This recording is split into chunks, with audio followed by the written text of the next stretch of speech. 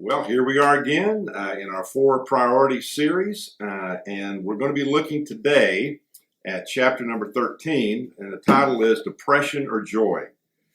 I'm reading from one of my favorite books, There's a Lot More to Health Than Being Sick by Bruce Larson. It's kind of an old book, but it's a great one, and I love Bruce. And he said in the introduction, in a recent survey, the American Medical Association asked several thousand general practitioners across the country, what percentage of people that you see in a week have needs that you are qualified to treat with your medical skills? Some replied 25%, some 1%, but the average was 10%.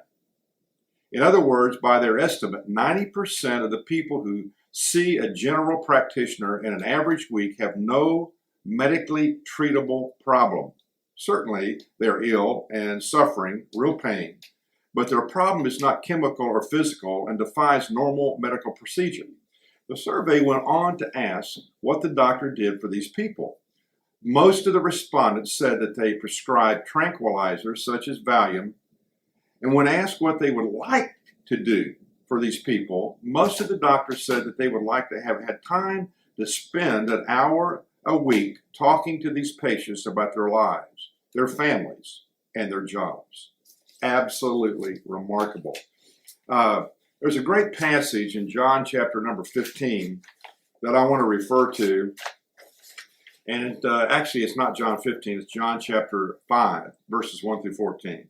And I'm just going to read the first few verses. You may remember this story. Sometime later, Jesus went up to Jerusalem for a feast of the Jews. Now there is in Jerusalem, near the sheep gate, a pool, which in Aramaic is called Bethsaida, and which is surrounded by 5 covered colonnades.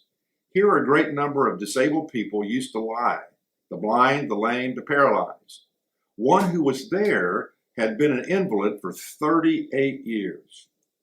When Jesus saw him lying there and learned that he had been in this condition for a long time, he asked him, "Do you want to get well?"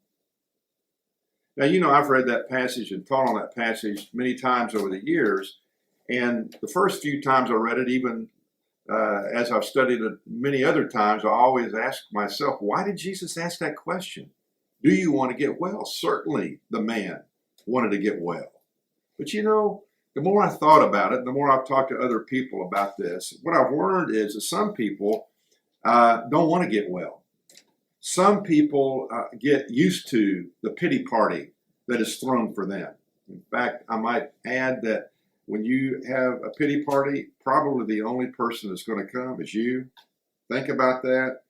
And they get used to perhaps not taking on any responsibilities.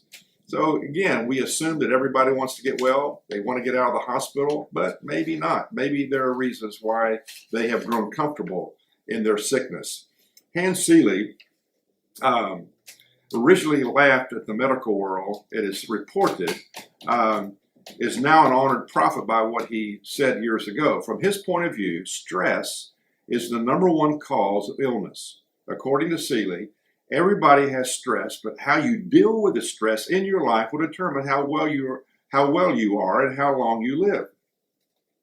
Seeley's prescription for avoiding stress and maintaining health includes eating sensibly, getting lots of rest and exercise, but most of his advice does not sound at all medical.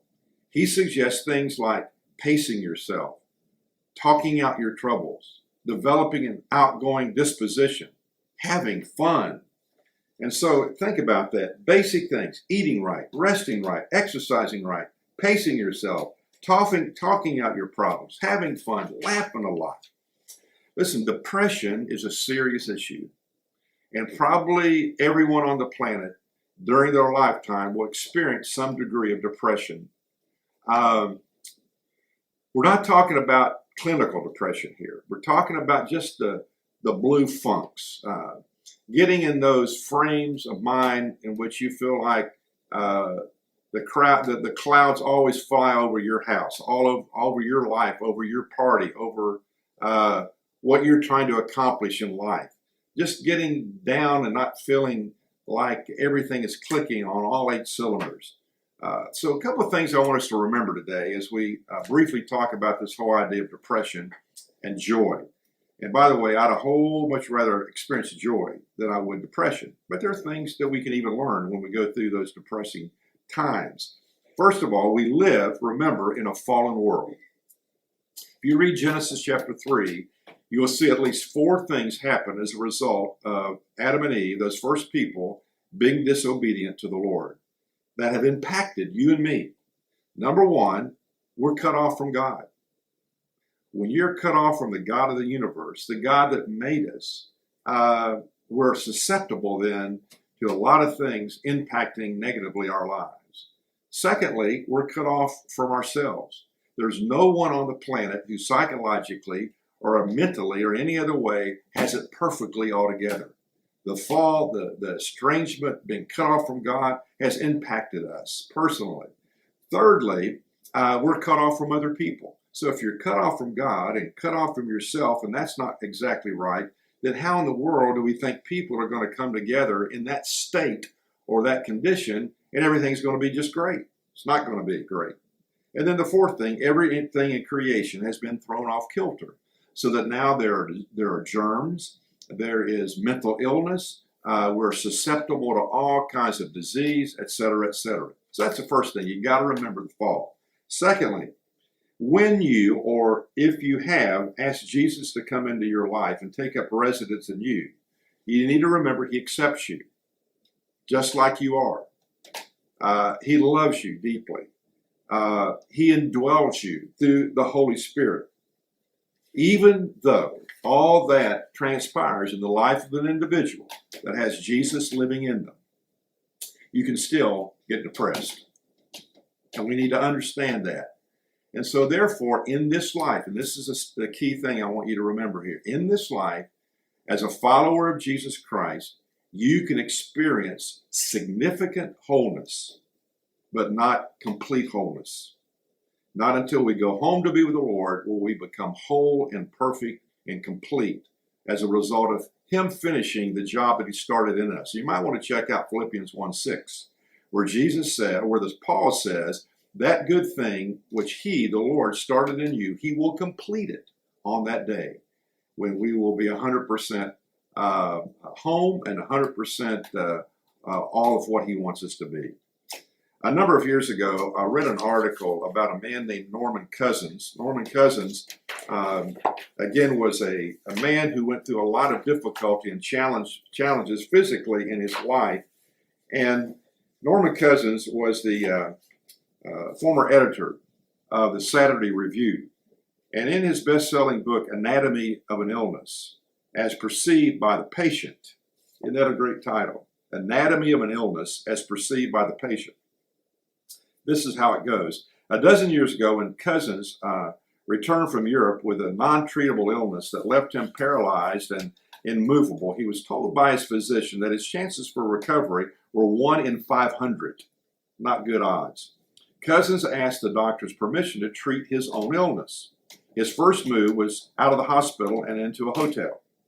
He reasoned that a hospital was not only full of germs and expensive, but a patient is treated at the convenience of the staff. Tucked away in his comfortable hotel room, he began to read up on stress and take massive doses of vitamin C. He took time to straighten out some of the primary relationships in his life. Now notice the steps that he took here. Somewhere he had read that laughter was therapeutic, so he decided to program a laugh time for himself every day. He sent out for old Marx Brothers movies, and he had his friend Alan Funk send over old reruns of Candid Camera. For 2 hours of every day, he watched funny movies. The monitoring machines by his bed indicated that after 2 hours of belly laughing, all his vital signs improved dramatically. 10 minutes of belly laughing gave me, he said, an hour of pain-free sleep. His sedimentation rate came down 10 points at a time, he says, and the more I laughed, the better I got. In time, his symptoms disappeared, and he returned to work. Amazing. And now we're not saying that that kind of thing is going to cure the depression that you might be experiencing, but it might help. All depends what kind it is and how deeply ingrained that is in your life. I love the passage in Hebrews chapter 4, 14 through 16. Listen to this. Inasmuch then as we have a great high priest who has already ascended and passed through the heavens, Jesus, the Son of God, let us hold fast our confession of faith in him. For we do not have a high priest who is unable to understand and sympathize and have a shared feeling with our weaknesses and infirmities and liabilities to the assaults of temptation, but who has been tempted in every respect as we are, yet without sinning. Verse 16, let us then fearlessly and confidently and boldly draw near to the throne of grace, the throne of God's unmerited favor to us sinners, that we may receive mercy for our failures, find grace to help in good time for every need, appropriate help and well-timed help coming just when we need it. The last thing I'd say is, reminding of what the Norman Cousin said and what many of my friends say, remember to have fun, remember to laugh. One of my good friends, Steve Brown, noted this in a recent newsletter that I received from him. He said, a friend of mine sent me the story about a lady who worked for an orthopedic surgeon moving into a new office. His staff helps transport many of the items from the old office to the new one. The staff member, among other things, was charged with transporting the display skeleton. She placed the skeleton in the front passenger seat of her car with his bony arm across the back of the seat. As she drove across town, she stopped at a light, looked to her left, and noticed that the man in the car next to her had a shocked expression on his face.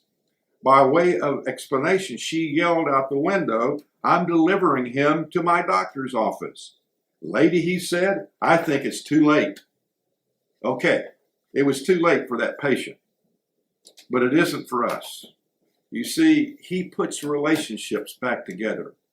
He brings hope into our lives. He gives us purpose. He gives us meaning. He gives us power to live differently and to face all the things of life. His presence is with us constantly. And so, remember, God puts the bones back together, then the flesh, then those restored skeletons dance again. Don't forget them bones. You think about that real hard. Thanks for listening to the 4 Priorities podcast. This podcast, along with the 4 Priorities book, are designed to aid, support, and encourage you in your work of making disciples. If you haven't purchased your copy of the 4 Priorities, you can do so at www.thetolsongroup.com. Please subscribe to this podcast and follow John on social media for more resources and teaching.